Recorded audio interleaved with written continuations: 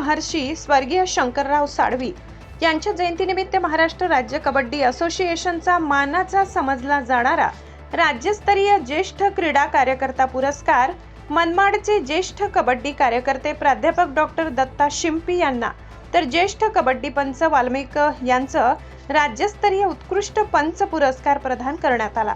रत्नागिरी येथे कबड्डी दिनानिमित्त झालेल्या शानदार सोहळ्यात प्राध्यापक शिंपी व बागुल यांना मंत्री उदय सामंत, मंत्री आशिष शेलार, खासदार गजानन कीर्तिकार, आमदार भाई जगताप, राज्य कबड्डी असोसिएशन सहकार्यवाह मोहनअण्णा गायकवाड यांच्या उपस्थितीत सन्मानपूर्वक प्रदान करण्यात आलाय।